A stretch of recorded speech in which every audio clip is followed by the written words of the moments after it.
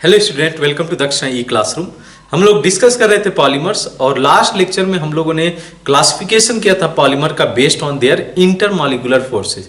ध्यान रहे ये सेकेंडरी फोर्सेस थे, यानी कि दो चेन के बीच में काम करने वाले फोर्सेस थे। कौन कौन से फोर्सेस कंसीडर किए गए थे? तो इसमें हम लोगों ने कंसीडर किया था dipole dipole interaction, van der Waals force of attraction और एच बॉन्डिंग। और इसी पर्टिकुलर फोर्सेस को कंसीडर करके हम लोगों ने पॉलीमर को क्लासिफाई किया था। उसमें आया था हम लोग का इलास्टोमर्स, उसके अलावा हम लोगों ने कंसीडर किया था फाइबर, और उसके साथ साथ हम लोगों ने थर्मोसेटिंग एंड थर्मोप्लास्टिक के बारे में भी डिस्कशन रखा था।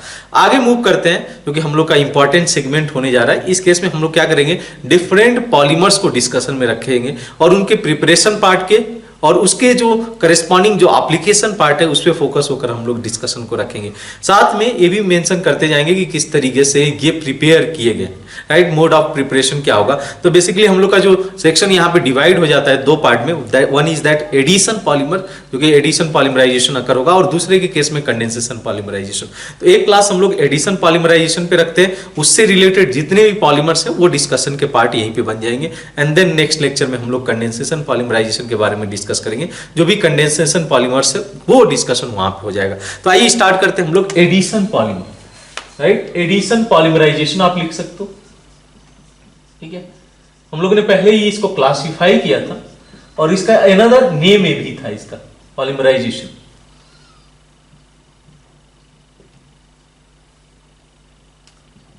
ठीक है। इसका नेम एक और था जिसको हम लोग बोले थे this is chain growth polymerization. इसका अनदर नेम भी था, दैट इज चेन ग्रोथ। इसको हम लोग चेन ग्रोथ बोलते हैं और दूसरे को हम लोग स्टेप ग्रोथ बोलते हैं। जो दूसरा होता है हम लोग का कंडेंसेशन पॉलीमराइजेशन, वो जो है बोला जाता है दैट इज जो है स्टेप ग्रोथ पॉलीमराइजेशन। इसके तीन केसेस बन के आते हैं, ठीक है।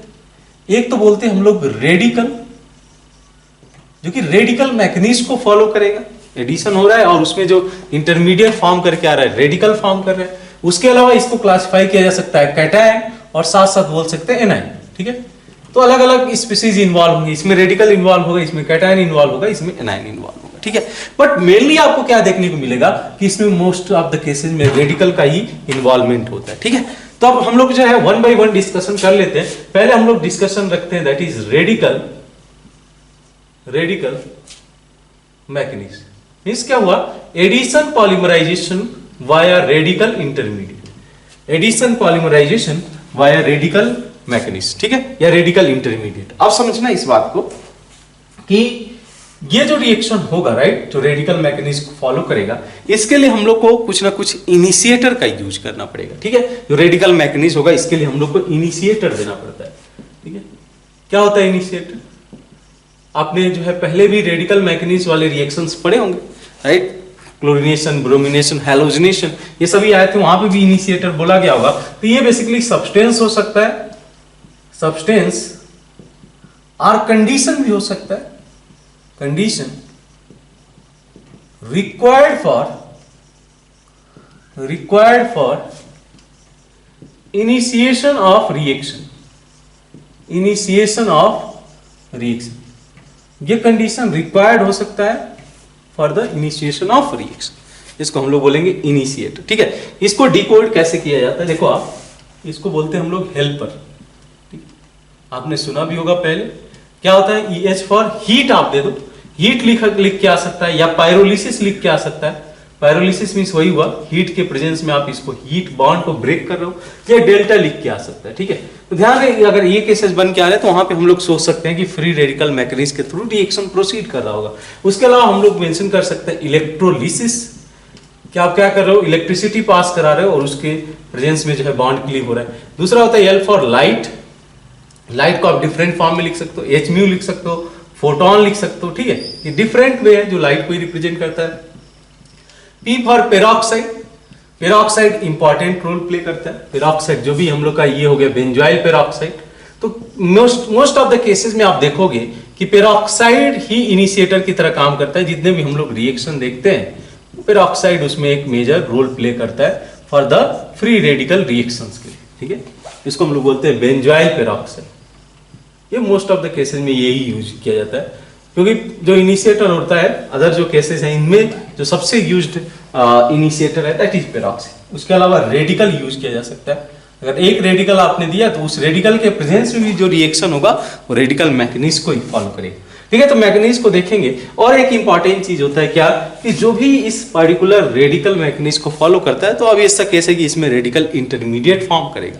तो मोस्ट ऑफ द केसेस में क्या देखते हैं, वो रेडिकल जो स्टेबलाइज किया जा सकता है थ्रू द रेजोनेंस, उसका जो है पार्टिकुलर इस पॉलीमराइजेशन में कि addition polymerisation through radical mechanism easily वो जा सकता है, उस पार्टिकुलर मैकेनिज्म को फॉलो कर सकता है। तो क्या मेंशन किया जा सकता है पॉइंट यहाँ पे, बेसिकली यहाँ तो इनिशिएटर हो गया, रिक्वायर्ड होगा फॉर द रेडिकल मैकेनिज्म के थ्रू एडिशन पॉलीमराइजेशन अगर आपको कराना है। तो सेकेंड पॉइंट मैं क्या बोल रहा हूँ इसमें आपसे, मैं ये बोल रहा हूँ कि रिएक्शन प्रोसीड वाया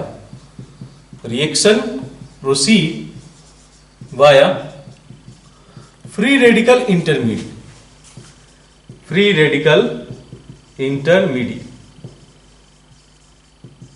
ठीक है, ये प्रोसीड करेगा via free radical intermediate. Clear है बात?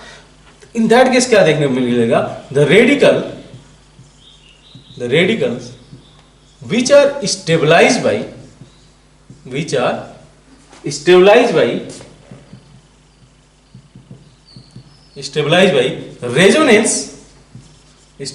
resonance can easily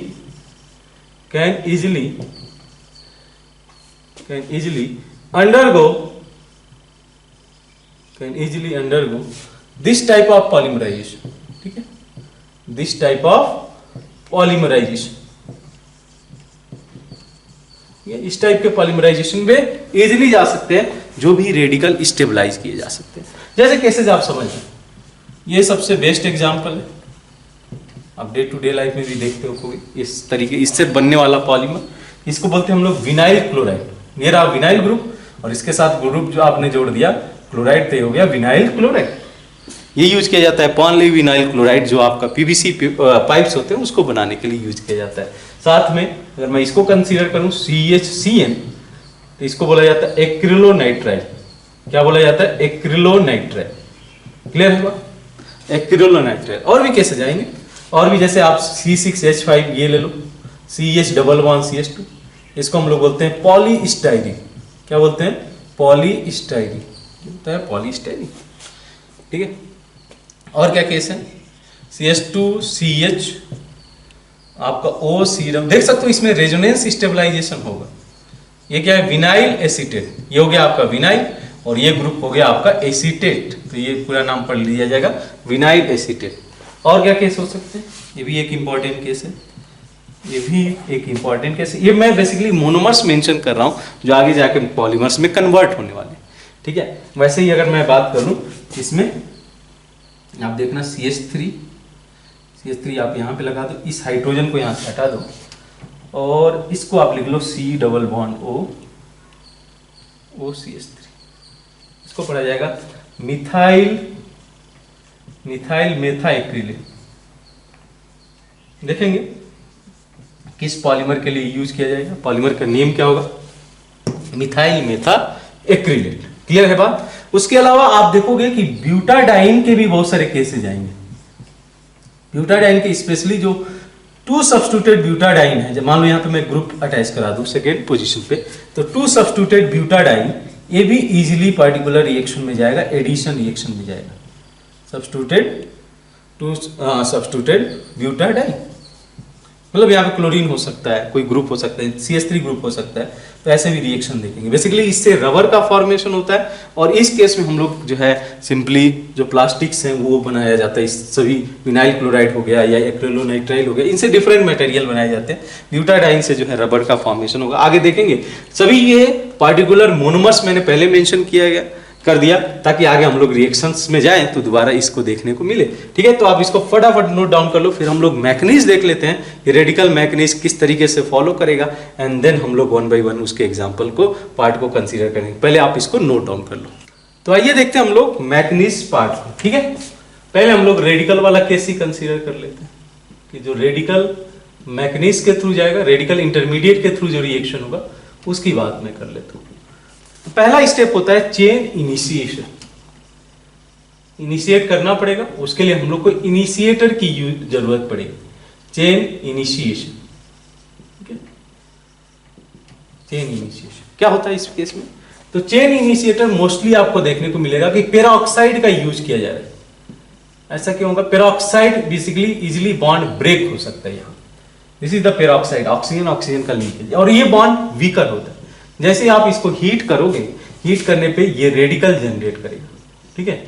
ऑल्दो ये रेडिकल अनस्टेबल होगा और तुरंत यहां से ये CO2 जनरेट कर देगा लाइक दिस, अगर मैं इसको ड्रॉ करना चाहूं, और ये जनरेट कर देगा R रेडिकल, ठीक है। अभी इनिशिएशन नहीं, अभी रेडिकल जनरेट हुआ, अब ये इनिशिएट कैसे करेगा? तो इन दैट केस ये जो रेडिकल है ये रिएक्ट कर सकता है। मान लो आपने लिया हुआ है ये इथाइन, ठीक है, ये आपने लिया इथीन, इथीन के साथ रिएक्शन करेगा कुछ इस तरीके से, एक इलेक्ट्रॉन इसका, एक इलेक्ट्रॉन इसका, एक इलेक्ट्रॉन इसका, और ये एक रेडिकल जनरेट कर देगा, ठीक है। अब आप इस रेडिकल को यूज करते जाओगे तो ये रहा चेन इनिशिएशन। अब आगे आप प्रोपोगेशन को देखोगे, ठीक है। देखना आप चेन प्रोपोगेशन, जिस तरीके से आपने पहले मैकेनिज्म मेंशन किया होगा ना फ्री रेडिकल के लिए, वही डिट्टो सेम जो है इस यहाँ पे मैकेनिज्म फॉलो किया जा रहा है। कहीं पे भी फ्री रेडिकल आ जाए उसके 3 स्टेप ही होंगे, chain initiation, chain propagation and chain termination. आइए बात करते हैं इसकी। तो मान लो ये क्या होगा कि अब आगे ये प्रोपोगेट करते रहेगा। कैसे प्रोपोगेट करेगा? तो ये इस तरीके से रिएक्ट करेगा डबल बॉन्ड के साथ, ठीक है। ये इस तरीके से रिएक्ट करेगा तो ये जनरेट करेगा और लेंथियर चेन, वैसे ही आगे बढ़ते जाएगा। मान लो ये n टाइम्स हो गया तो आगे ये बढ़ते जाएगा, और यहाँ पे क्या देखने को मिलेगा आपको? CH2 n times. बात समझ में आती है? Like this. ये हो गया चेन प्रोपोगेशन। अब देखिए आप चेन टर्मिनेशन, ठीक है। इसको टर्मिनेट करना पड़ेगा बिकॉज ये रिएक्शन होता जाएगा, क्योंकि ये रेडिकल फॉर्म में जनरेट हो रहा है। यहाँ पे ये रेडिकल फॉर्म में n टाइम्स गया और ये रेडिकल जनरेट किया हुआ। चेन टर्मिनेशन में क्या होगा कि दो इस तरीके से रेडिकल ज्वाइन कर सकते हैं। मान लो ये होगा CH2 ध्यान रहे कि इसका जो लास्ट पार्ट होगा, मान लो इसको मैं n टाइम्स दिखा दूं ऐसे, और यहाँ पे एक रेडिकल है, ठीक है। तो ये दो आपस में ज्वाइन कर लेंगे और टर्मिनेट कर देंगे। वहां पे क्या होगा कि जो रिएक्शंस है वो आपके स्टॉप हो जाएंगे, फर्दर रिएक्शन में ये नहीं जाएगा। ये आपको दिखा देगा क्या? n टाइम्स, बीच में आ जाएगा CH2, ये भी आपका 2 टाइम्स हो जाएगा, और इधर आपका CH2 N और R। क्लियर बात है? ये इसको बोलते हैं हम लोग चेन टर्मिनेशन। 3 स्टेप है, chain initiation, chain propagation and chain termination. Clear सी बात है? तो ये बेसिकली आप क्या देख पा रहे हो कि तीनों स्टेप से हम लोग का पूरा जो रिएक्शंस है वो होगा। तो ये पॉलीमेरिक चेन बनाते जाएगा। क्या हुआ? इसमें रेडिकल जनरेट हुआ, ये रेडिकल जो है रिएक्ट किया इथाइन मॉलिक्यूल के साथ में, और ये फिर इथाइन अनदर इथाइन मॉलिक्यूल के साथ रिएक्ट किया, ये फिर से जो रेडिकल जनरेट हुआ अनदर मॉलिक्यूल के साथ रिएक्ट किया, एंड सो ऑन। ये रिएक्शन होता रहेगा। चेन टर्मिनेशन में क्या होगा? चेन टर्मिनेशन में दो रेडिकल आपस में जाकर रिएक्ट करना शुरू करेंगे। यहाँ दो रेडिकल आपस में रिएक्ट किए और रिएक्शन को टर्मिनेट कर दिया। क्लियर सी बात है? इसमें कोई दिक्कत है इसमें? तो यहाँ पे हम लोग देखते हैं ये मैकेनिज्म, सिंपल सा मैकेनिज्म है इस केस में, जो रेडिकल मैकेनिज्म को फॉलो करेगा। एक चीज हम लोग मेंशन करते हैं, यहाँ पे एक बोलते हैं चेन ट्रांसफरिंग एजेंट, ठीक है। कभी कभी ये क्वेश्चन पूछ देता है, चेन ट्रांसफरिंग एजेंट, ठीक है। ये क्या होते हैं? बेसिकली मैं तो एग्जांपल पहले दे देता हूँ, जैसे कि CCl4 का यूज किया जा सकता है, RCBr4 का यूज किया जा सकता है, ठीक है। ये चेन ट्रांसफरिंग एजेंट होते हैं। अब इनका रोल क्या होता है ये समझना। अब क्या है कि ये पार्टिकुलर रेडिकल बना हुआ है ना, ये रेडिकल आगे रिएक्शन में जाते जाएगा, ठीक है। तो अगर मुझे स्टॉप करना है और एक पार्टिकुलर जो है डिजायर्ड प्रोडक्ट मुझे चाहिए, डिजायर्ड लेंथ का पॉलीमर चाहिए, तो इन दैट केस मुझे इसका यूज करना पड़ेगा, चेन ट्रांसफरिंग एजेंट का। ये क्या करता है? It react width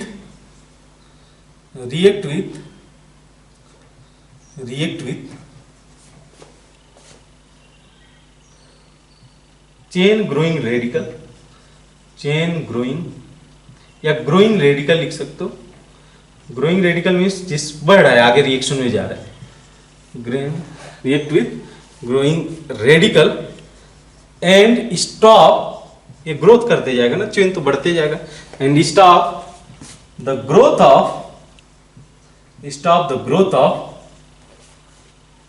of reaction, growth of polymerisation लिखा जा सकता है, पॉलीमराइजेशन, ठीक है। क्लियर सी बात है? ये क्या करेगा? ग्रोथ ऑफ पॉलीमराइजेशन स्टॉप कर देगा। जैसे मान लो क्या केस, मैं एग्जांपल लेता हूं ऐसे, C6 आप देखोगे ये स्टाइरिन का केस है, CH2 ठीक है। अब मान लो एज्यूम करो कि ये कहीं पॉलीमराइजेशन हुआ है, यहाँ पे रेडिकल फॉर्म किया हुआ है, ठीक है। अब ये क्या करेगा, रेडिकल अनदर इसी तरीके के रेडिकल के साथ रिएक्ट करके पॉलीमराइजेशन कर लेगा। अगर मैं इसमें यूज कर देता हूँ CCl4, क्या करेगा, इस क्लोरीन के साथ ये रिएक्ट करके ये जो पार्टिकुलर रेडिकल है ये जैसे ही रिएक्ट कर लेगा, यहाँ पे ये रिएक्शन इसका टर्मिनेट हो जाएगा, ठीक है। बेसिकली जब तक वो रेडिकल फॉर्म में है तब तक तो रिएक्शन कर रहा है, जैसे ही रेडिकल फॉर्म से ये वापस अपने न्यूट्रल फॉर्म में आएगा, रेडिकल रिएक्शन स्टॉप कर लिए जाएंगे। तो ये ओवरऑल मैकेनिज्म होता है। ये ध्यान में रहे कि चेन ट्रांसफरिंग एजेंट क्या होता है, ये रिएक्ट कर लेते हैं, जो भी ग्रोइंग चेन होता है या ग्रोइंग रेडिकल होता है उसके साथ में रिएक्ट करके उसके ग्रोथ को स्टॉप करने का ट्राई करते हैं, ठीक है। जैसे CCl4 NCBr4 हो गया। उसके अलावा समझना आप, ठीक है, ये तो रेडिकल मैकेनिज्म की बात हो गई। कैटायन मैकेनिज्म की बात समझते हैं, ठीक है, कि कैटायन के केस में किस तरीके से रिएक्शन हो रहा होगा, ठीक है। तो इसमें ऐसा 3 स्टेप नहीं देखने को मिलता है। सिंपली हम लोग क्या करते हैं, यहाँ पे एसिड ऐड कर देते हैं, एसिड इज यूज्ड। एसिड का रोल कैसे होगा, मान लो कि कोई एसिड होगा तो H+ जनरेट करेगा, क्लियर सी बात है। मैं उसको A+ दिखा देता हूँ, ऐसे रहेगा H+ ही। मान लो ऐसे रिएक्ट किया CH2, अब ये क्या होगा कि ये बेसिक इसके पास इलेक्ट्रॉन है तो इसको इलेक्ट्रॉन दे देगा, पाई इलेक्ट्रॉन, और यहाँ पे इस तरीके से CH2 यहाँ पे आ जाएगा पॉजिटिव चार्ज। अब इसके साथ अनदर इथाइन मॉलिक्यूल रिएक्ट कर सकता है। क्या मैं बोल रहा हूँ, ये अगर इसको पॉलीमराइजेशन करना है तो क्या होगा इस केस में, तो ये फर्दर एक और जो मॉलिक्यूल है इथाइन का, ये इसके साथ रिएक्ट कर जाएगा और इस तरीके से जो चेन का लेंथ है वो बढ़ते जाएगा, ठीक है, जो चेन का लेंथ है वो बढ़ते जाएगा इस तरीके। बात समझ में आती है। तो ये कैटायन मैकेनिज्म के थ्रू हुआ। सिमिलरली अगर मैं बात करूं एनायन मैकेनिज्म की, ठीक है, तो उस केस में क्या होगा कि आप एनायन का यूज करोगे। सिंपल सी बात है, ये हमारा यहाँ पे कैटायन है जो कि रिएक्ट किया हमारे इथिन मॉलिक्यूल के साथ और यहाँ पे एनायन यूज जाएगा, ठीक है। ऑल्दो इसका हम लोग बहुत ज्यादा अपने सिलेबस के अंदर इस पार्ट को ज्यादा नहीं देखते हैं। मेनली इसके जो भी रिएक्शंस, जो भी हम लोग पॉलीमर देखने जा रहे हैं वो रेडिकल मैकेनिज्म को ही प्रीफर करता है, रेडिकल मैकेनिज्म को ही फॉलो करता है। बट चूंकि हम लोग का ये एनायन मैकेनिज्म के भी कुछ होंगे केसेस, इस वजह से इसको मेंशन किया जा रहा है, ठीक है। तो ये बना लेगा आपका एनायन, ठीक है, कार्बन आयन। अब ये कार्बन आयन अनदर के साथ रिएक्ट करेगा लाइक दिस, ठीक है, समझ में आती है बात। अनदर के साथ रिएक्ट करेगा CH2 निगेटिव, ये बॉन्ड ऐसे जाएगा, ये बॉन्ड ऐसे, और करस्पॉन्डिंग ये आपका पॉलीमराइजेशन ऐसे होते जाएगा, ठीक है। मैं इसको यहीं पे स्टॉप कर रहा हूँ, लेकिन आगे जिस तरीके से है ये पॉलीमराइजेशन होते जाएगा और करस्पॉन्डिंग पॉलीमर का फॉर्मेशन कर देगा, ठीक है। बट ये ध्यान में रखना कि ये जो है mechanism follow most of the cases में रेडिकल मैकेनिज्म को ही फॉलो करता है, न कि कैटायन और एनायन मैकेनिज्म को। और एक पॉइंट हमारे पास स्पेस है तो इस पॉइंट को भी लिख देते हैं कि जो एडिशन पॉलीमराइजेशन अकर होता है उससे लीनियर पॉलीमर भी बन सकता है और ब्रांच चेन भी पॉलीमर बन सकता है, क्रॉस लिंक नहीं बनेगा, ठीक है। तो ये पॉइंट भी लिख सकते हो कि जो है क्या लिखा जा सकता है, addition polymerisation by addition polymerisation, ठीक है, एडिशन पॉलीमराइजेशन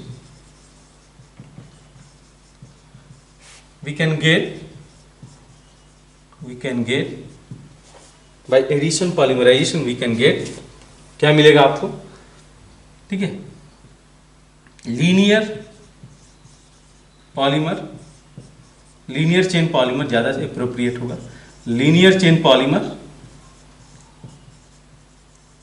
और ब्रांच दोनों में से मिल सकता है आपको, ठीक है। वो डिपेंड करेगा किस टाइप का आपका जो है मोनोमरिक यूनिट है, ठीक है। तो branch chain but not cross link आपको मिलेगा नहीं। क्रॉस लिंक के लिए जरूरी है कि इसके अंदर functional group present, reactive functional group present हो, लाइक NH2 ग्रुप हो जाए या OH ग्रुप हो जाए, ये सभी प्रेजेंट है। तो हम लोग इस केस में क्रॉस लिंक पॉलीमर नहीं देखने जा रहे हैं इस केस के लिए, एडिशन पॉलीमर के लिए। हाँ, इस केस में आप दो भले देख लोगे, या तो लीनियर पॉलीमर या ब्रांच चेन पॉलीमर देख लोगे, और वो डिपेंड करेगा कि किस टाइप का सी जो है, जो मोनोमर है वो शेप लिया हुआ है, ठीक है। तो ये हमारे रहे 3 टाइप के जो मैकेनिज्म पार्ट है, ठीक है, और ये हम लोग जो है इसी के थ्रू रिएक्शंस को प्रोसीड कराएंगे, पॉलीमर का फॉर्मेशन करेंगे। तो आइए 1 बाय 1 हम लोग एग्जांपल कंसीडर करते हैं जो कि एडिशन पॉलीमराइजेशन से होगा। ध्यान रहे कि अगर अब जब तक कहीं मेंशन नहीं किया है, हम लोग रेडिकल मैकेनिज्म को ही कंसीडर करने जा रहे हैं हर केसेस के लिए, ठीक है। तो वहां पे मैकेनिज्म डिस्कस नहीं करेंगे, डायरेक्ट हम लोग पॉलीमर की बात करेंगे और उसके मोनोमरिक यूनिट की बात करेंगे और उसका जो यूजेस हैं उसको हम लोग यहाँ पे डिस्कस करने जा रहे हैं। तो फटाफट इन चीज़ों को आप नोट डाउन कर लो, फिर हम लोग 1 बाय 1 पॉलीमर कंसीडर करने जा रहे हैं इस केस में। तो हम लोग एग्जाम्पल कंसीडर करने जा रहे हैं एडिशन पॉलीमराइजेशन का। पहले इसमें हम लोग जितने भी इथाइलिन डेरिवेटिव है, इथाइलिन डेरिवेटिव उससे बनने वाले जो पॉलीमर्स हैं, लाइक हम लोग जो है पॉलीथीन बोल सकते हैं, पॉलीविनाइल क्लोराइड ले सकते हैं, जो भी इथाइलिन डेरिवेटिव से बनने वाले पॉलीमर्स हैं जो कि एडिशन पॉलीमराइजेशन के थ्रू जाएंगे, और साथ में ध्यान रहे कि ये फ्री रेडिकल मैकेनिज्म के साथ थ्रू फॉलो करने जा रहे हैं, क्योंकि जब तक मैं मेंशन नहीं करूंगा आप समझ लेना कि ये फ्री रेडिकल मैकेनिज्म के थ्रू ही रिएक्शन कराया गया होगा। ठीक है, तो यहाँ पे जो पहला एग्जाम्पल है, वेल फेमस एग्जाम्पल है, दैट इज पॉलीथीन। पॉलीइथाइलिन भी पढ़ सकते हो क्योंकि इथाइलिन कॉमन नेम है इथीन का, तो पॉलीइथाइलिन भी पढ़ा जाता है और कई जगहों पे पॉलीथीन कॉमन बोल दिया जाता है। सुने होगे आप, पॉलीथीन सुने होगे, राइट? पॉलीथीन जब मार्केट में जाते हो तो बोलते हो कि पॉलीथीन चाहिए होगा, यानी कि पॉलीथीन बैग बेसिकली आप डिमांड करते हो, वो भी बेसिकली इस पार्टिकुलर पॉलीथीन का ही एग्जांपल है। तो अब देखो इस केस में क्या है कि जो पॉलीथीन है वो हम लोग जो है दो टाइप के कंसीडर करते हैं, दो टाइप के हम लोग पॉलीथीन कंसीडर करते हैं। क्या होता है, जैसे मान लो कि आपने CH2 लिया, बेसिकली इसका जो मोनोमर्स है वो इथीन से फॉर्मेशन करेगा। तो यहाँ पे पॉलीथीन का जो फॉर्मेशन होता है ना, वो फॉर्मेशन होता है इथीन से। मीन्स अगर आप n मोल ऑफ इथीन ले लो, इनके बीच में पॉलीमराइजेशन हो जाएगा और ये फॉर्म कर लेगा पॉलीथीन। ठीक है, इतनी सी बात समझ में आती है। अब देखो इस केस में क्या है कि टाइप कौन सा है, ये थोड़ा सा समझते हैं, इंपॉर्टेंट है क्योंकि कभी कभी इससे पूछ दिया जाता है।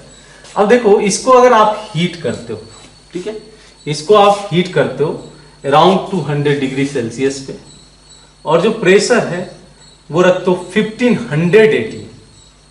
इसको प्रेशर बहुत हाई प्रेशर आपको देना पड़ेगा, 1500 ATM, ऑलमोस्ट 1500 टाइम्स जो करेस्पॉन्डिंग एटमॉस्फेरिक प्रेशर। तो इन दैट केस जैसे ही आप इसको हीट करोगे ये फॉर्म कर लेगा इस तरीके से पॉलीथीन। ठीक है, इससे बनने वाला जो पॉलीथीन है ना उसको बोलते हैं low density polythene, low density polythene, LDP बोला जाता है। इस पार्टिकुलर मैकेनिज्म के थ्रू इसको हीट दिया गया एक टेम्परेचर पे, यहाँ प्रेशर हाई प्रेशर रखा गया और इसको हम लोगों ने हीट किया, तो इससे बनने वाला जो है करेस्पॉन्डिंग पॉलीमर है, इसको बोला जाता है लो डेंसिटी पॉलीथीन। ठीक है, लो डेंसिटी पॉलीथीन। इसकी खासियत क्या होती है ये थोड़ा सा हम लोग डिस्कस कर लेते हैं।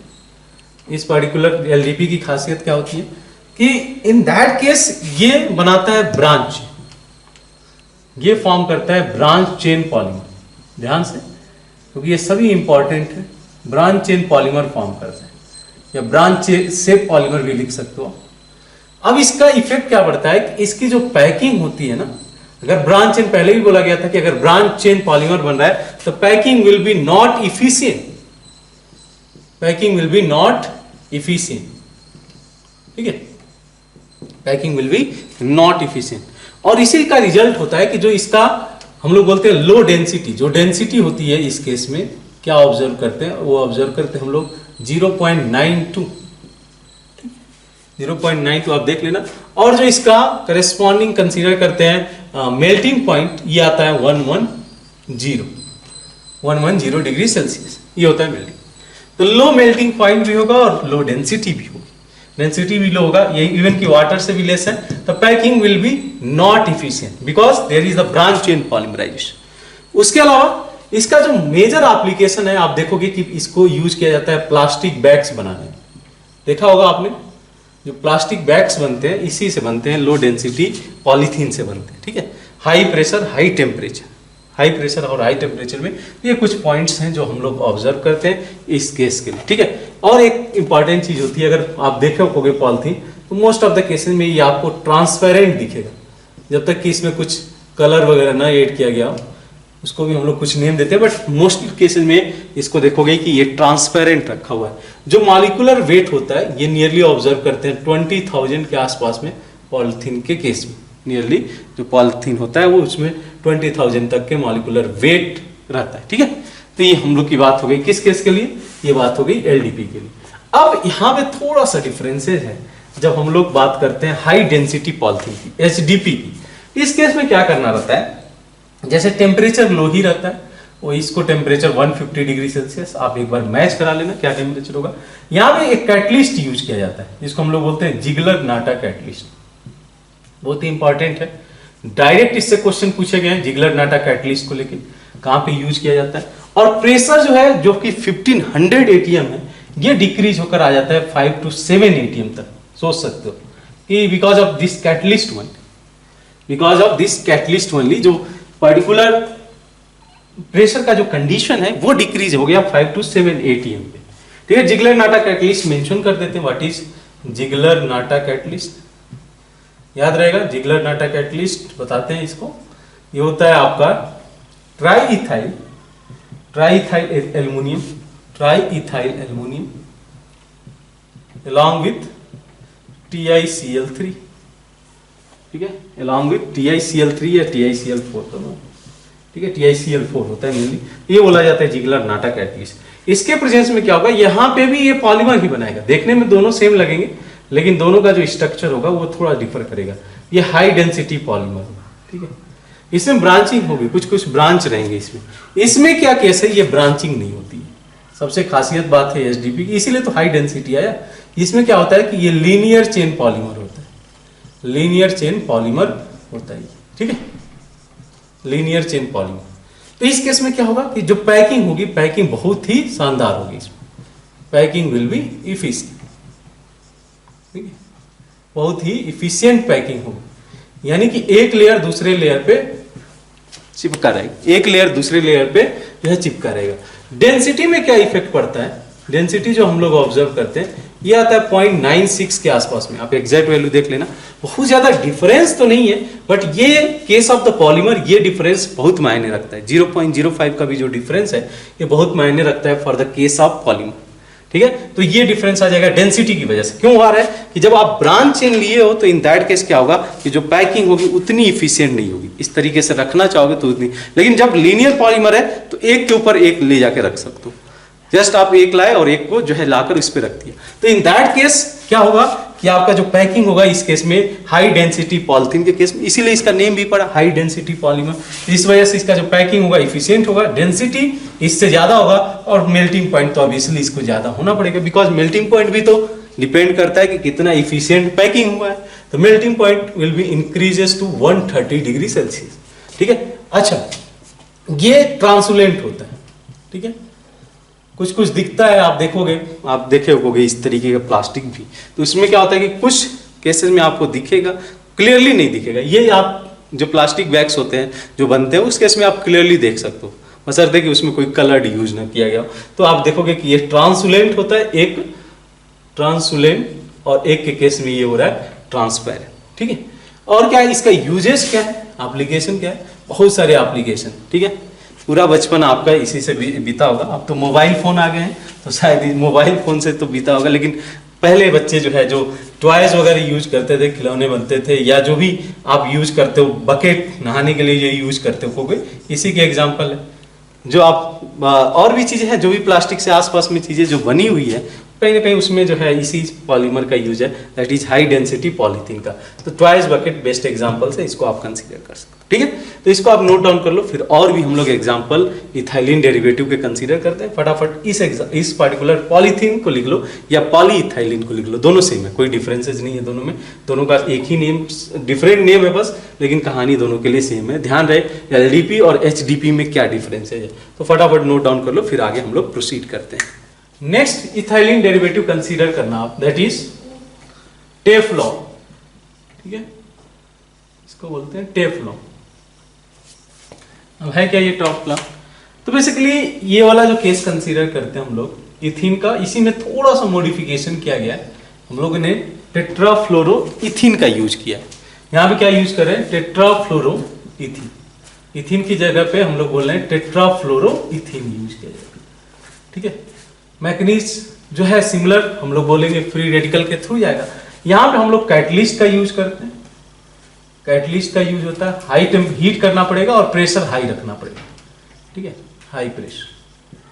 इसमें भी सिमिलर वे से आपको देखने को मिलेगा। क्या बन के आएगा देख लो, इसको यूनिट को अगर मैं कंसीडर करूं CF2 और ये N टाइम्स, इस तरीके से ये बन जाए।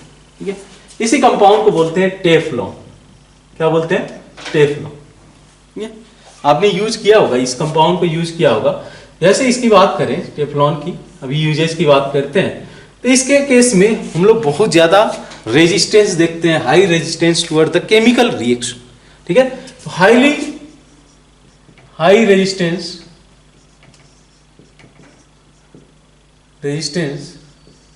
टुवर्ड्स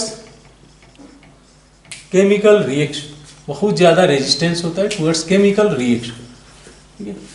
इवन कि हीट और इलेक्ट्रिसिटी इजीली इससे पास नहीं करती, हीट और इलेक्ट्रिसिटी इससे इजीली पास नहीं करती। अब समझना इस केस में जो टेफ्लॉन का केस है, इसकी रिएक्टिविटी के पीछे क्या रीजन है।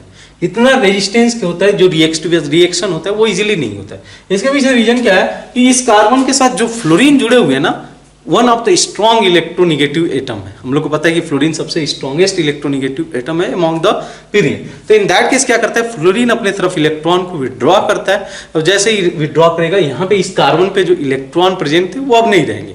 तो जब इलेक्ट्रॉन प्रेजेंट नहीं है तो इसकी रिएक्टिविटी बहुत एक्सटेंट तक डिक्रीज हो जाती है। It is not sensitive towards chemical reaction, यानी कि बहुत जो है बोला जा सकता है टफ जो है कंपाउंड होगा टेफ्लॉन। इस तरीके से हम लोग कंसीडर करें, राइट। इसके यूजेस की बात कर लेते हैं, ठीक है।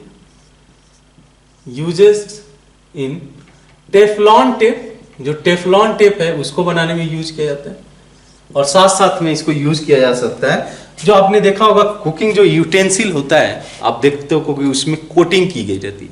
कोटिंग टेफ्लॉन मटेरियल की होती है बिकॉज ऑफ दिस नेचर, मान ली कि ये केमिकल रेजिस्टेंस दिखाता है, केमिकल रिएक्टिविटी के टुवर्ड्स रेजिस्टेंस दिखाता है, बिकॉज ऑफ दैट ओनली हम लोग देखते हैं कि उसमें कोटिंग की गई रहती है। तो बहुत दिन तक उस जो है लॉन्ग टर्म के लिए रखा जा सकता है, ठीक है। जैसे आप डोसा जिस बनाते हो कि नॉर्मल तवा तो यूज नहीं करते हो, वहाँ पे जो यूज करते हो तवा, वो उस पर जो लेयर बना रहता है वो कोटिंग बनी रहती है टेफ्लॉन की, ठीक है। तो टेफ्लॉन टेप हो गया। उसके अलावा मैं क्या बोला हूँ, तो कोटिंग जो यूज किया जाता है, coating for cooking utensil, cooking utensil में यूज होने वाला जो आपका ये है कोटिंग, वो टेफ्लॉन है। टेफ्लॉन टेप आप देखो क्योंकि मेडिकल स्टोर में जो मिलते हैं टेप्स, वो टेफ्लॉन टेप ही होते हैं, ठीक है। और भी बात करें इसमें, third one that is acrylonitrile, ठीक है, एक्रिलोनाइट्राइल। ये भी एग्जाम्पल हम लोग के लिए इंपॉर्टेंट है, CHCl। इसको भी आप कैटलिस्ट यूज कर लो, टेम्परेचर हाई तो रखना पड़ेगा एडिशन पॉलीमराइजेशन के केस में, हाई प्रेशर हाई टेम्परेचर, या तो पेरोक्साइड वगैरह का भी यूज कर सकते हो। पेरोक्साइड भी एक अच्छा रोल प्ले करेगा। अब इस केस में हम लोग क्या देखते हैं, देखो आप यहाँ पे सिमिलर पॉलीमर बनेगा, बट यहाँ पे CN ग्रुप साइड हो जाएगा, बिकॉज इनके बीच में लीनियर पॉलीमराइजेशन अकर होता रहेगा, दो आपस में ज्वाइन करते रहेंगे। तो यहाँ पे क्या देखने को मिलेगा आपको, यहाँ पे CN जुड़ जाएगा और यहाँ पे ये N टाइप्स है, ठीक है। यहाँ पे ये यूज किया गया एक्रिलोनाइट्राइल, ठीक है, ये यूज किया गया एक्रिलोनाइट्राइल, ठीक है। तो बेसिकली हमारा पॉलीमर एक्रिलोनाइट्राइल नहीं होगा, इसको पढ़ा जाएगा पॉली एक्रिलोनाइट्राइल ना, इसको क्या पढ़ा जाएगा, पॉली एक्रिलोनाइट्राइल, पॉली एक्रिलोनाइट्राइल। बात समझ में आती है, बात समझ में आती है। ये कहाँ पे यूज किया जाता है, पॉली एक्रिलोनाइट्राइल कहाँ पे यूज किया जाता है। तो जो आपने जो है जैकेट पहने होंगे विंटर सीजन में, जो जैकेट बन के आते हैं वो बेसिकली पॉली एक्रिलोनाइट्राइल से ही बन के आते हैं। तो बेसिकली यूज किया जाता है, use as a substitute for किसके, उल के लिए, ठीक है। तो आप देखो इसको में हम लोग बोलते हैं ऑरलॉन भी बोलते हैं, ऑरलॉन या एक्रिलिन बोलते हैं, एक्रिलिन या ऑरलॉन, इसी का नेम है, ठीक है। तो बेसिकली कॉमन नेम है, इसके पढ़े जाते हैं ऑरलॉन या Acrilan. Use as a substitute for the wool की जगह पे पॉली एक्रिलोनाइट्राइल का यूज किया जा सकता है, ठीक है। उसी तरीके से आपने सुना होगा पॉलीविनाइल क्लोराइड, PVC पाइप आपने सुना होगा, ठीक है, घरों घरों में लगा रहता है PVC पाइप जो कि बना रहता है पॉलीविनाइल क्लोराइड, है क्या। ये सिंपल सा केस है। क्या करना है आपको, ये कंसीडर करना है Cl, आपको सेम कंडीशन रखना है, कोई डिफरेंसेस नहीं, बस यहाँ पे आपको देखना होगा CHCl आ जाएगा और ये आपका N टाइम्स चला जाएगा, ठीक है। ये भी इसमें ब्रांचिंग है, इसके अंदर ही ब्रांचिंग है। तो ये थोड़ा सा टफ मटेरियल होगा, अगर आप देखते होगे इसका जो इलेक्ट्रिकल इंसुलेशन होता है, ठीक है, इसीलिए इसको यूज किया जा सकता है, इलेक्ट्रिकल इंसुलेटर, अच्छा खासा इलेक्ट्रिकल इंसुलेटर है, यूज इन इलेक्ट्रिकल पाइप। जो इलेक्ट्रिकल पाइप होते हैं ना घरों में जो लगाए जाते हैं, जब बिल्डिंग बनती है तो वहां पे इसका यूज होता है, ठीक है। और बात करें पॉलीस्टाइरीन, ठीक है। आपको बस इसमें इंपॉर्टेंट यही रखना है, कुछ जो एप्लीकेशन है ये ध्यान में रखना है, और इसका जो मोनोमर्स है, तो पॉलीस्टाइरीन के केस में स्टाइरीन यूज होगा, C6H5CH डबल बॉन्ड CH2, बहुत ज्यादा डिफरेंस नहीं है, कंडीशन हम लोग को वही रहेगा। हम लोग को पेरोक्साइड देना पड़ेगा क्योंकि रेडिकल मैकेनिज्म को फॉलो करेगा। तो यहाँ पे जो हम लोग देखते हैं पॉलीमर, यहाँ पे फिनाइल ग्रुप बाहर आ जाएगा और यहाँ पे आप इसको एन टाइम कर दो, हो गया पॉलीस्टाइरीन। वैसे ही 6 हम लोग मेंशन कर सकते हैं, that is polyvinyl acetate. Polyvinyl acetate किससे बनेगा ये तो बना स्टाइरीन से। स्टाइरीन से क्या बना? पॉलीस्टाइरीन। स्टाइरीन से बना पॉलीस्टाइरीन, पॉलीविनाइल एसीटेट, CH2CH, ठीक है। थोड़ा सा मैं इसको लिख देता हूं, ये हो गया आपका एसिड, ठीक है। यहाँ पे भी ये जो ग्रुप है ये बस सब्स्टिट्यूट की तरह साइड चला जाएगा, इसका कोई रोल नहीं रहेगा, ठीक है। ये हो जाएगा CH2CH। पॉलीमर बनाना बहुत आसान है, आप क्या करो, ये वाले जो ग्रुप है ना इसको बाहर ढकेल दो और जो डबल बॉन्ड है इनके बीच में ज्वाइन करते जाओ, तो हो जाएगा पॉलीविनाइल एसीटेट। वन लास्ट एक केस होता है, ठीक है, पॉलीमिथाइल मेथा एक्रिलेट। पॉलीमिथाइल मेथा एक्रिलेट, सुना है आपने? एक्रिलेट, इसको शॉर्ट फॉर्म में लिखा जाएगा PMMA, पॉलीमिथाइल मेथा एक्रिलेट, ठीक है। क्या होता है, यहाँ पे बहुत ज्यादा मॉडिफिकेशन नहीं होगा, CH2CH, यहाँ पे CH3 ग्रुप हो गया, और यहाँ पे आपका जो एस्टर ग्रुप रहता है C double bond O CH3, ठीक है। बस आपको इसको ज्वाइन करते जाना, n टाइम्स आप इसको ले लो, यहाँ सभी n टाइम्स है बेसिकली, ठीक है, जितने भी पॉलीमराइजेशन में जा रहा है। तो क्या हो जाएगा इस केस में, सिंपली यही जो आपका डबल बॉन्ड है ये इसमें कन्वर्ट हो जाएगा। आई थिंक ये हाइड्रोजन नहीं रहेगा, तो ये हाइड्रोजन यहाँ पे नहीं रहेगा, ये n टाइम्स हो जाएगा, और इसके साथ में आप एक CH3 ग्रुप लगा सकते हो और एक C double bond O CH3 और इधर CH3। क्लियर है बात? इसको हम लोग करते हैं पॉलीमिथाइल मेथा एक्रिलेट, पॉलीमिथाइल मेथा एक्रिलेट। क्लियर है बात? तो ये सभी एग्जांपल है किसके? Ethylene derivative. कहीं ना कहीं इसमें इथाइलिन ग्रुप प्रेजेंट है, सब में देखो आप इथाइलिन, चाहे वो हम लोग ने पॉलीथीन की बात की थी तो वहां पे भी इथीन था, यहाँ पे भी डबल बॉन्ड है, कार्बन कार्बन डबल बॉन्ड, बस एक ग्रुप अटैच्ड हो गया इसके साथ में, दैट्स ऑल। लेकिन जो रिएक्शन होगा, जो मैकेनिज्म जाएगा, सब में सेम होगा। तो याद रहेंगे ये सभी एग्जांपल्स, आपको याद रहेंगे, पॉलीथीन, टेफ्लॉन, पॉलीएक्रिलोनाइट्राइल, याद रखना बहुत ही आसान है, पॉलीविनाइल क्लोराइड, ये हो गया PVC, उसी तरीके से पॉलीविनाइल एसीटेट हो गया, पॉलीस्टाइरीन हो गया, इसको पढ़ा जाएगा पॉलीस्टाइरीन, और इसको पढ़ा जाएगा पॉलीमिथाइल मेथा एक्रिलेट। शॉर्ट फॉर्म में आप PMM याद रख सकते हो। लेकिन डायरेक्टली आपको मोनोमर से रिलेटेड क्वेश्चन पूछा जा सकता है, इसमें कौन से मोनोमर्स इन्वॉल्व है, ये क्वेश्चन पूछे जा सकते हैं कि करेस्पॉन्डिंग पॉलीमर से मोनोमर्स कौन से होंगे, और ये आजकल क्वेश्चन पूछे जा रहे हैं, ठीक है। तो आप इसको नोट डाउन कर लो, फिर हम लोग जो है सेकेंड टाइप के एडिशन पॉलीमर देखते हैं, जो कि हमारा है रबर। रबर भी जो है एडिशन पॉलीमराइजेशन के थ्रू ही बनता है, तो उसको डिस्कशन में रखते हैं, पहले आप इसको नोट डाउन कर लो। हम लोग एडिशन पॉलीमराइजेशन में एक सब्सटेंस यूज करते हैं, दैट इज प्लास्टिसाइजर, ठीक है। प्लास्टिसाइजर ये क्या होता है बेसिकली?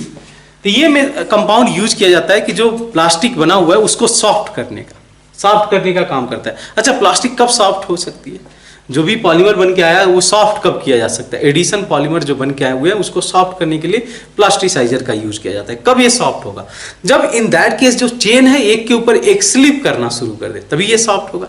अच्छा, तो इन दैट केस प्लास्टिसाइजर क्या करता है, उन चेन के बीच में इंसर्ट कर जाता है, और इंसर्ट करके जो उनके ऊपर स्लिपिंग हो सकती है वो इजीली कर देता है, मतलब एक तरीके से वॉइड क्रिएट कर देता है, such that one chain can easily slip over another. इसकी वजह से वो सॉफ्टनेस आ जाती है। तो जो है यह लिखा जा सकता है सब्सटेंस which make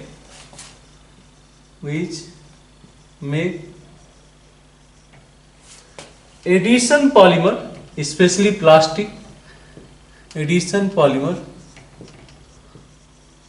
softer, ठीक है, इसको सॉफ्टर बनाएगा।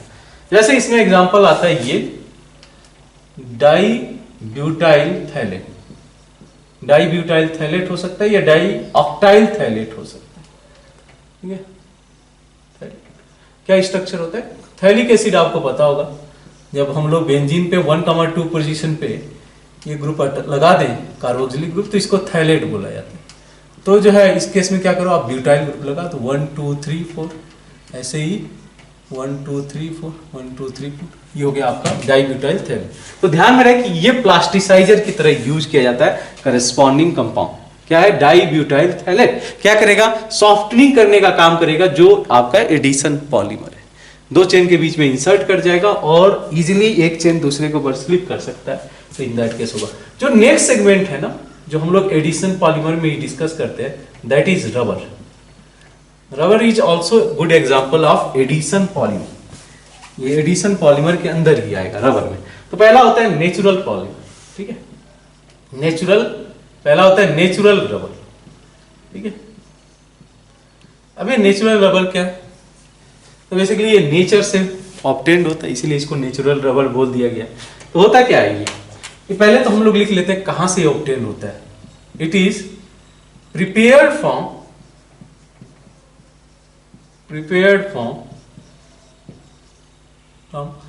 रबर लैटेक्स, ठीक है। रबर लैटेक्स ये क्या होता है, कहां से आता है? रबर लैटेक्स क्या होता है? ये बेसिकली कोलाइडल सोल्यूशन है। कोलाइडल, रबर लैटेक्स क्या है? Colloidal solution of rubber with water, अब इसको ऑब्टेन किया कहां से किया जाता है? यहां से। ये जो रबर लैटेक्स है कहां से आता है? Rubber latex obtained from bark of rubber tree, ठीक है। जो तना होता है रबर ट्री का, उससे इसको निकाला जाता है। रबर ट्री जो है श्रीलंका, इंडोनेशिया, ये सभी कंट्रीज में जो इसका ग्रोथ किया जाता है और करस्पॉन्डिंग वहां से रबर प्रिपेयर किया जाता है। तो नेचुरल रबर है ये पर्टिकुलर। इसमें मॉडिफिकेशन करना पड़ेगा। जो कि नेचुरल रबर होता है उसके अंदर रबर की प्रॉपर्टीज उतनी नहीं रहती, इलास्टिसिटी बोल दिया जाए या जो भी हार्डनेस है उतना स्ट्रांग नहीं रहता। तो इसको मॉडिफाइड किया जाता है। जो नेचुरल रबर होता है उसमें मॉडिफिकेशन किया जाता है। तो पहले मैं बता देता हूँ नेचुरल रबर क्या है। तो ये बनता है, जैसे कि इसके लिए जो ये यूज किया जाता है पॉलीमर, ये हम लोग बोलते हैं आइसोप्रीन। ध्यान से देखना आइसोप्रीन का स्ट्रक्चर। क्या किया आपने? ब्यूटाडाइन लिया। जो रबर के मोस्ट केसेज है ना, आपको ब्यूटाडाइन के डेरिवेटिव ही दिखेंगे। मतलब मैक्सिमम जो रबर हैं वो आपके ब्यूटाडाइन के केसेज देखेंगे, ठीक है। तो यहाँ पे आप मिथाइल लगा दो ब्यूटाडाइन के केस में, ठीक है। तब इसको रिएक्शन कराया जाए, मतलब सेम वे से पॉलीमराइजेशन अगर कर रहा है तो उसके लिए आपको रेडिकल वगैरह चाहिए, जो भी इंटरमीडिएट चाहिए। मैं प्रोडक्ट पे फोकस ज्यादा हूँ। तो देखना इस केस में क्या देखने को मिलता है। CH11, ये बेसिकली यहाँ पे 1,4 एडिशन होगा, 1,2 एडिशन नहीं होगा, 1,4 एडिशन होगा। डबल बॉन्ड यानी कि बीच में आ जाएगा। तो अगर 1,4 एडिशन होता है इस केस में तो कैसे प्रोडक्ट देखने को मिलेगा? HCH3, यहाँ पे आ जाएगा CH2, यहाँ पे आ जाएगा CH2, और ये पॉलीमेरिक चेन में बढ़ते जाएगा। ये इस तरीके से चेन बढ़ाते जाएगा, ठीक है। इसको बोलते हैं सिस आइसोप्रीन। क्या बोला जाएगा? सिस आइसोप्रीन, ठीक है। और इसको बोलते हैं हम लोग आइसोप्रीन, सिस आइसोप्रीन। इसी को हम लोग बोलते हैं, this is called the natural rubber. इसी को बोला जाता है नेचुरल रबर, ठीक है। इसको हम लोग बोलते हैं नेचुरल रबर, सिस आइसोप्रीन को, ठीक है। आइसोप्रीन से ही एक और बनाया जाता है, एक और कंपाउंड आइसोप्रीन से ही बनाते हैं। अभी बताते हैं क्या है ये। आइसोप्रीन से ही एक और कंपाउंड बनाया जाता है जो कि है ट्रांस आइसोप्रीन, ठीक है। यहाँ पे भी 1,4 एडिशन ही होगा, ठीक है। यहाँ पे कार्बन, हाइड्रोजन, यहाँ पे थोड़ा सा मॉडिफिकेशन हो जाएगा। ये वाला CH2 इधर, ये वाला CH2 इधर, और यहाँ पे CH3। तो थोड़ा सा ओरिएंटेशन में डिफरेंस आ गया। इसको बोला जाता है ट्रांस आइसोप्रीन। अब ऐसा ओरिएंटेशन में अलग है तो प्रॉपर्टी भी इसकी ग्रेटर एक्सटेंट तक डिफर करेगी। ट्रांस आइसोप्रीन, जिसको बोला जाता है गुटा पर्चा। क्या बोला जाता है? गुटा पर्चा, गुटा पर्चा, ठीक है। तो इसका यूज क्या होता है, जो डेंटिस्ट यूज करते हैं ना आपके दांतों में, अगर मान लो कि उसमें फिक्स करना रहता है, कुछ मटेरियल फिक्स करना रहेगा, डेंटिस्ट यूज को यूज करते हैं, तो वहां पे जो मटेरियल यूज किया जाता है गूटा पर्चा का यूज किया जाता है। ठीक है, उस पार्टिकुलर जो सब्सटेंस यूज किया जाता है, जो टीथ में आप देखते होगे, टीथ में चेंजेस करने के लिए, मॉडिफिकेशन करने के लिए गूटा पर्चा कंपाउंड का यूज किया जाता है। तो एक तो बोला गया सिस आइसोप्रीन और एक हो गया ट्रांस आइसोप्रीन। कंफ्यूज मत होना, बिकॉज क्लियरली पूछ दिया जाता है कि what is the natural rubber, what is the natural rubber. In that case आपके दिमाग में होना चाहिए this should be cis isoprene and not trans isoprene. Clear सी बात है। अच्छा, मैंने एक पॉइंट बोला कि जो करेस्पॉन्डिंग नेचुरल रबर बन के आते हैं ना, नेचुरल रबर, ये उस तरीके का इलास्टिसिटी या हार्डनेस नहीं होता इनके केस, इलास्टिसिटी या हार्डनेस नहीं होता है जो नेचुरल रबर होते हैं। कोलाइडल फॉर्म में है, उससे जो है रबर निकाला गया, बट जो इलास्टिसिटी है और हार्डनेस है वो नहीं होती है। तो उस केस में हार्डनेस को इंक्रीज करने के लिए इसको कराया जाता है वल्कनाइजेशन, वल्कनाइजेशन ऑफ रबर। इसको समझते हैं क्या फिनोमिना होता है वल्कनाइजेशन ऑफ रबर में। ठीक है, ये क्या होता है कि जो नेचुरल रबर है ना, मैं वो पॉइंट नहीं लिखने जा रहा हूं, बट आप ध्यान में रखना कि नेचुरल रबर इलास्टिसिटी और हार्डनेस नहीं रखता है अपने पास। तो यहां पे क्या होता है कि to increase the hardness of natural rubber, we add sulfur in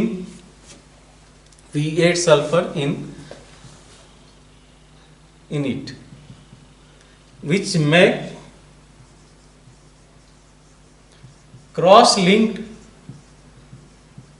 link between two chains। ये बहुत ज़्यादा फेमस है, ये मेथड यूज किया जाता है। पहले याद है कि जो है, जो देखो क्योंकि बुक्स में, पुराने जो हिस्ट्री के बुक्स में जो पहिए बने रहते थे ना, टायर्स बने रहते, तो उसमें टायर का कॉन्सेप्ट ही नहीं था, उसको यूज किया जाता था जो है, शायद स्टोन का यूज किया जाता था। पहले जो व्हीकल बनाए गए होंगे वो स्टोन का यूज किया गया था, सोच सकते हो स्टोन से हम लोग जो है पहिए बनाए होंगे, लेकिन बाद में रबर खोजा गया। रबर पहले से एग्जिस्ट कर रहा था natural rubber, but natural rubber को वल्कनाइज करने के बाद जो पार्टिकुलर उसकी प्रॉपर्टीज आई, जिसकी वजह से आज के डेट में देखो जितने भी व्हीकल्स हैं उसमें जो रबर यूज किए जाते हैं, तो बेसिकली टायर क्या है, इसी का वल्कनाइजेशन का ही रिजल्ट है। तो होता क्या है वल्कनाइजेशन में कि मान लो कि ये पॉलीमर है, ठीक है, मैं ऐसे चेन दिखा दूं इसको, लाइक दिस CH2, ये इस तरीके से पॉलीमर है CH3 और ये आपने सल्फर ऐड किया, तो क्या करेगा सल्फर, इसमें ये लिंक करने का काम करेगा। सल्फर इस तरीके से ऐसे लिंक कर देगा, सल्फर सल्फर की लिंकिंग हो जाएगी, क्रॉस लिंकिंग कर देगा एक तरीके से। तो इसी को बोला जाता है वल्कनाइज्ड रबर, वल्कनाइज्ड रबर इसको बोला जाता है। ठीक है, इसकी खासियत क्या होती है कि ये जो नेचुरल रबर है ना, जैसे ये नेचुरल रबर है, इससे ये हार्डर होगा।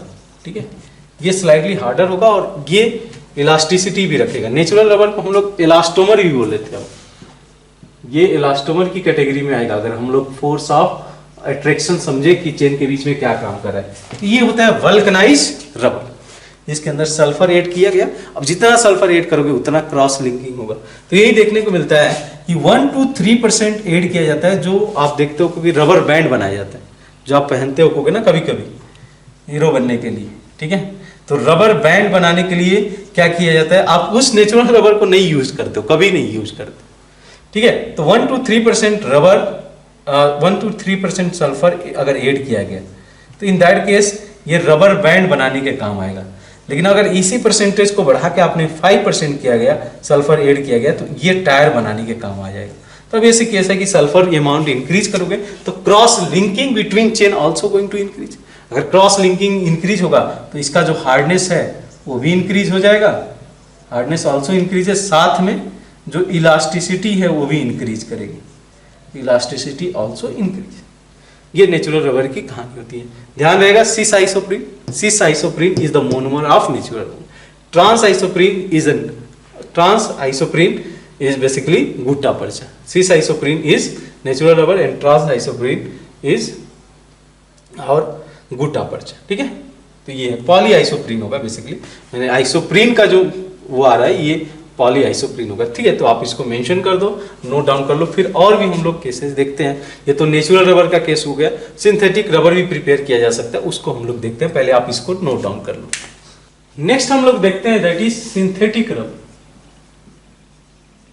सिंथेटिक रबर इस जिसको हम लोग प्रिपेयर करेंगे, उसको हम लोग ने क्या किया था, मॉडिफाइड किया था नेचुरल रबर को, वहां से बन के आया था। सिंथेटिक रबर में क्या क्या केसेज है, जो है दो केसेस इसमें कंसीडर किया जाता है। एक को हम लोग को पॉलीमर, जिसमें एक ही टाइप का पॉलीमर यूज किया गया। ठीक है, तो दो टाइप के यूजेस होते हैं इसमें। एक बोलते हैं हम लोग होमोपॉलीमर, दो केसेज आते हैं, एक होते हैं होमोपॉलीमर और एक बोला जाता है कोपॉलीमर। ये तो आपको डिफिनीशन पता होगा।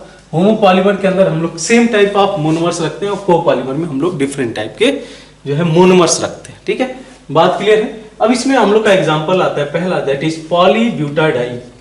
पॉलीब्यूटाडाइन एक एग्जांपल आता है क्या, पॉलीब्यूटाडाइन सिंपल सा कैसे, आप ब्यूटाडाइन ले लो और इसको पॉलीमराइजेशन कराते जाओ। ठीक है, सोडियम के प्रेजेंस में या जो भी है हीट कर दो, तो इसमें आपको जो है पॉलीब्यूटाडाइन मिलते जाएगा। कैसे देखो, इस तरीके से लिंकेज होगा ऐसे, ठीक है, ऐसे चेन बढ़ते जाएगा। जो हो गया, इसको बोलते हैं पॉलीब्यूटाडाइन। ये भी आपका सिंथेटिक रबर है, लेकिन ये किस कैटेगरी में आएगा, ये आएगा कोपॉलीमर में। ये आएगा आपका कोपॉलीमर। ये आएगा किस कैटेगरी में आएगा, ये आएगा आपका होमोपॉलीमर। होमोपॉलीमर मीन्स आप सेम टाइप के मोनोमर्स यूज कर रहे हो। उसके अलावा एक और बहुत ही इंपॉर्टेंट जो हमारे लिए रखता है, दैट इज नियोप्रीन। नियोप्रीन क्या है, नियोप्रीन में अभी एक सिंथेटिक रबर में पूछा जाता है। नियोप्रीन क्या है, ध्यान से देखना, वो ज्यादा चेंजेस नहीं है, मॉडिफिकेशन नहीं है। जब हम लोग ने आइसोप्रीन की बात किया था ना, वैसे ही स्ट्रक्चर दिया हुआ है। आइसोप्रीन में क्या था, यहाँ पे मिथाइल था, यहाँ पे मैंने क्लोरो लगा दिया। इसको बोला जाता है, इस जो है क्लोरोप्रीन बोलते हैं हम लोग, इस कंपाउंड को बोलते हैं, इस कंपाउंड को बोलते हैं क्लोरोप्रीन। और यहाँ से आप इसको पॉलीमराइजेशन के लिए ले जाते हो, सम हीट दे दो या कुछ भी करो इसमें, ये इस तरीके से जो है आपको पॉलीमर फॉर्म करके दे देगा। ठीक है, तो नियोप्रीन कैसे जाएगा, इसका स्ट्रक्चर मैं बना देता हूँ, कार्बन कार्बन डबल बॉन्ड। इस तरीके से आपका CH2 ग्रुप जाएगा, इधर CH2 ग्रुप हो जाएगा, इधर क्लोरीन और इधर हाइड्रोजन। तो इस तरीके से आपका नियोप्रीन का फॉर्मेशन हो जाएगा। ये हो जाएगा आपका नियोप्रीन, सिंथेटिक रबर है। ठीक है, अब बात करते हैं कोपॉलीमर की। तो कोपॉलीमर्स में डिफरेंट मोनोमर्स यूज किए गए। अब ये केस है कोपॉलीमर्स, वहीं से आया। तो पहला आता है इसमें इंपॉर्टेंट, बस इसके आप मोनोमर्स को याद रखना, ब्यूना एन होता है। तो ब्यूना क्या दिखाता है, ब्यूटाडाइन। ये होता है ब्यूटाडाइन और मैच करता है ये ब्यूटाडाइन प्लस एक्रिलोनाइट्राइल। ठीक है, जिसका जब पॉलीमराइजेशन कराओगे, ब्यूटाडाइन क्या हो जाएगा, ये आपका ब्यूटाडाइन हो जाएगा। एक्रिलोनाइट्राइल क्या हो जाएगा, CH2 CHCN हो जाएगा। इन दोनों के रिएक्शन से आपको जो है क्या मिलेगा, that will give Buna N. That will give Buna N. उसी तरीके से आप कंसीडर करो तो ब्यूना एस होता है। ठीक है, तो इस केस में क्या है, एस रिप्रेजेंट करता है ब्यूना, तो यहाँ पे ब्यूटाडाइन ही रिप्रेजेंट करेगा। तो ब्यूटाडाइन और साथ में एस फॉर स्टाइरिन हो जाएगा, स्टाइरिन। इनके पॉलीमराइजेशन से बनेगा ब्यूना एस। इसका अच्छा खासा यूज है, जैसे जो बेल्ट बनते हैं, बेल्ट के फॉर्मेशन में यूजेस इन बेल्ट, जो शूज के सॉल होते हैं ये से बनाए जाते हैं। टायर हो गया, टायर के फॉर्मेशन में भी ब्यूना एस का यूज होता है। ठीक है, तो Buna N and Buna S. Buna N में ब्यूटाडाइन और एक्रिलोनाइट्राइल, एक्रिलोनाइट्राइल है, और ब्यूना एस में क्या है आपका, ब्यूटाडाइन प्लस स्टाइरिन है। समझ में आता है बात। उसके अलावा भी कुछ कुछ है, एग्जांपल्स हम लोग कंसीडर कर लेते हैं। ब्यूना एस के अलावा हम लोग बोलते हैं इसमें ABS। ABS, अब ये क्या है, तो ये इसमें जो मोनोमर्स है वो बस आप याद रखो क्या क्या आएगा ABS में। Acrylonitrile, acrylonitrile, A for acrylonitrile, B for butadiene और S for styrene. S for styrene. समझ में आता है, सबका स्ट्रक्चर पता है। This is our acrylonitrile, this is our butadiene, और ये हो गया हमारा स्टाइरीन, ये हो गया स्टाइरीन। ठीक है, इन तीनों के कॉम्बिनेशन से बनता है एबीएस। वैसे ही मैं फोर्थ की बात करूं, ये कोपॉलीमर्स हैं सिंथेटिक रबड़ में।